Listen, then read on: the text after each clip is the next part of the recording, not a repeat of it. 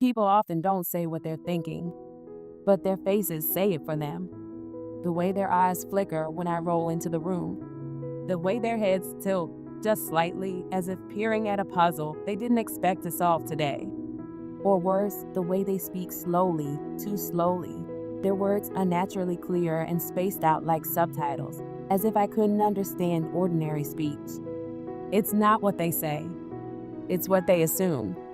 When people see me, my wheels, the slight tremor in my hands, the way my words come out measured and sometimes slurred, they assume limitation. They assume fragility. They assume my mind must move like my legs do, carefully, not quickly, deliberately, not deeply.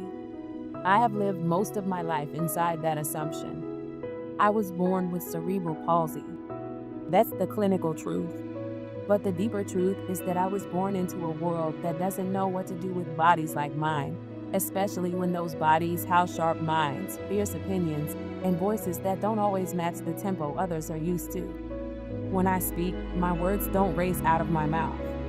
They move the way I move, slowly, with a rhythm that's entirely my own. People often mistake that rhythm for struggle, or worse, for a lack of intellect. They hear me pause between syllables and think I need help finishing a sentence. They hear the careful articulation and assume I'm still learning how to talk, rather than choosing each word with precision because words matter, especially when you don't get many chances to speak uninterrupted. In classrooms, I was often skipped over. Teachers would glance at me, hesitate, and then call on someone else.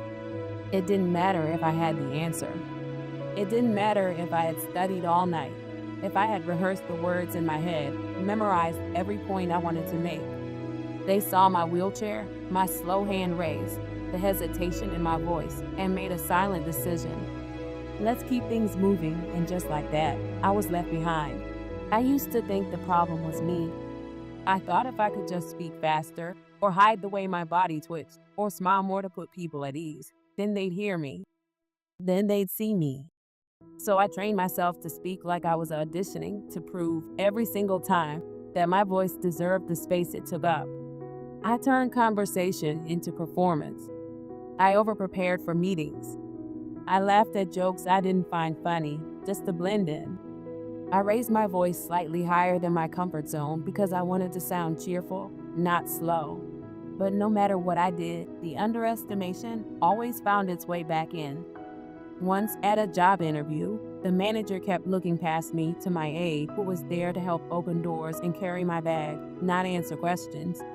The manager smiled at me with that overly polite, tight-lipped smile, the kind people wear when they're trying not to look uncomfortable.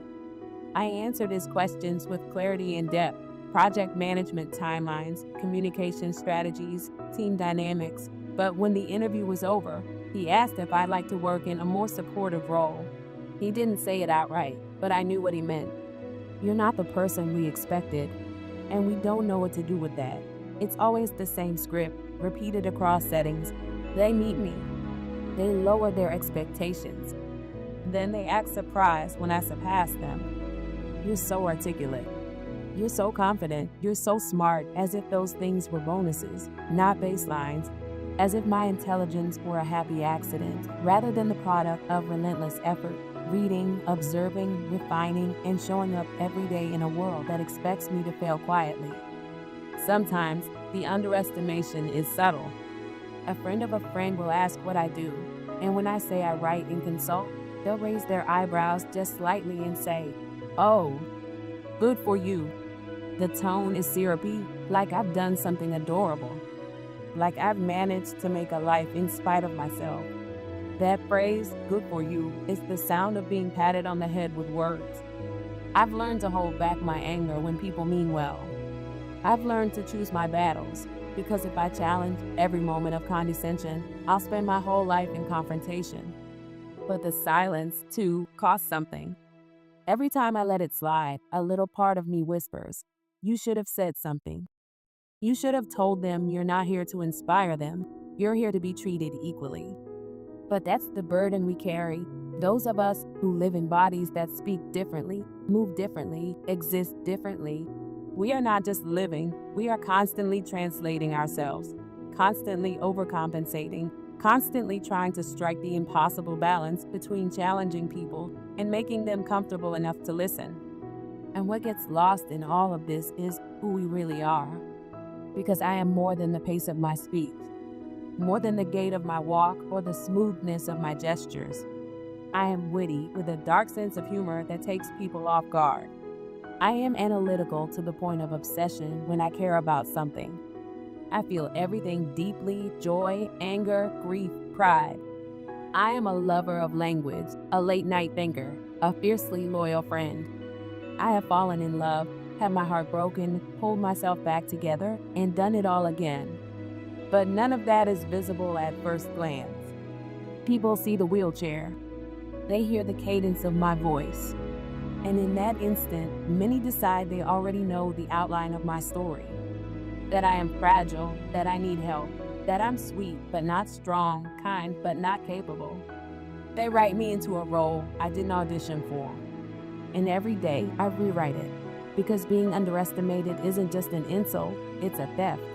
It's the theft of opportunity, of recognition, of connection. It robs me of the chance to be seen as a full person before I've even said hello. But I've learned how to reclaim that. I speak anyway. Slowly, yes, but clearly, with conviction. I move into spaces that weren't designed for me and make them mine. I claim authority in conversations, even when people try to interrupt or finish my sentences for me. I ask questions that make others uncomfortable, because that discomfort is where growth happens. And I lift up others who are underestimated too, because we don't need to prove our worth alone. To the world, I say this: don't mistake my pace for passivity. Don't confuse my softness with weakness. Don't flatten me into your story of what disability looks like or sounds like or acts like. Ask, listen, stay long enough to hear the full sentence. I am not remarkable because I have thoughts. I am not admirable because I can speak. I am not an inspiration because I dare to take up space. I am human, complicated, flawed, capable, and I am not here to impress you. I'm here to be heard. So the next time someone pauses after I speak, just slightly, just enough, I don't shrink anymore. I let the silence hold its breath. Then I fill it with my truth. Because I've spent a lifetime being underestimated. But now I write the expectations.